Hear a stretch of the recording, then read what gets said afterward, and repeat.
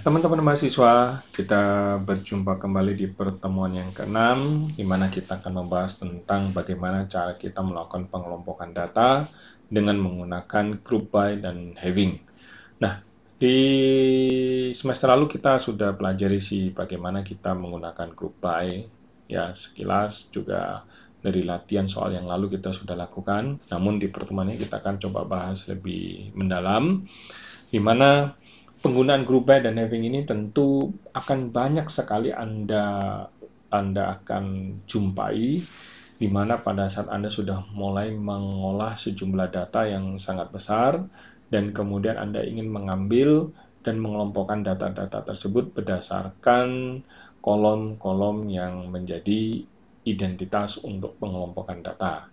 Nah, ada keyword yaitu group by dan having, dan ini menjadi satu fitur di dalam DML itu sendiri, bagaimana kita menggunakan group by ini sebagai perintah untuk melakukan pengelompokan data. Sebagai contoh query berikut ini, kita akan melakukan pengambilan data dari karyawan, di mana akan menampilkan departemen, berapa jumlah karyawannya, dan rata-rata gajinya. Tentu kita akan mengambil data seluruh dari karyawan tersebut, dan kemudian kita akan kelompokkan berdasarkan departemennya masing-masing. Dan nantinya kita akan jumlahkan. Sebagai contoh di tabel ini, tabel employee akan berisi data, dan kemudian kita akan tarik. Contoh misalkan departemen 5, total ada 4 karyawan, dan kemudian rata-rata gajinya sekian.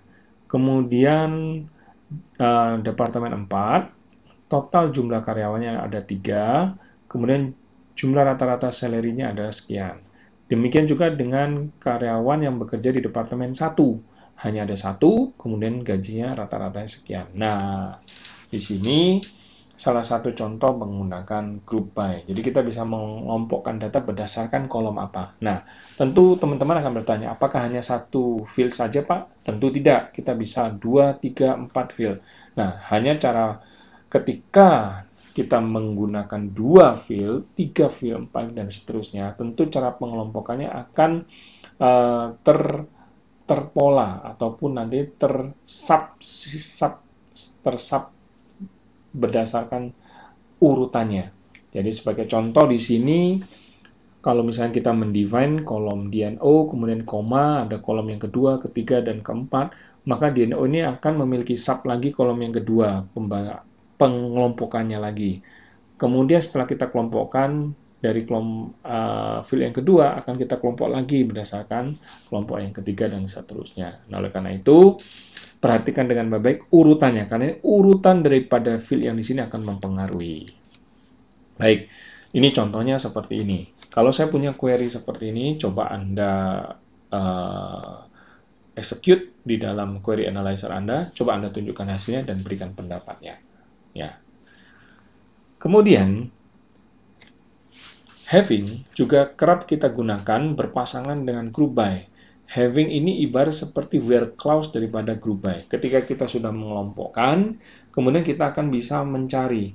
Dari data yang sudah kita kelompokkan, kita akan bisa cari bila, sebagai contoh di sini, saya akan mendapatkan data project di mana kalau saya akan ambil data tersebut, ya saya akan pastikan project-project mana saja yang memiliki orang-orang ataupun karyawan yang terlibat mengerjakannya itu paling sedikit adalah 3. Nah, maka saya akan bisa tambahkan having count di sini lebih besar dari 2. Menunjukkan adalah apa? Bila ada project yang memiliki member atau yang mengerjakannya adalah berjumlah 1 atau 2 orang, maka dia akan tidak ditampilkan. Tetapi kalau dia 3, 4, 5 atau memiliki lebih dari 3 orang, lebih dari atau sama dengan 3 orang, maka dia akan ditampilkan. Sebagai contoh seperti ini. Anda bisa lihat mana saja sih proyek-proyek yang melibatkan lebih dari 3 atau sama dengan 3. Contoh seperti misalkan proyek nomor 2, proyek nomor 10, project nomor 20, project nomor 30. Kebetulan maksimal di sini 3.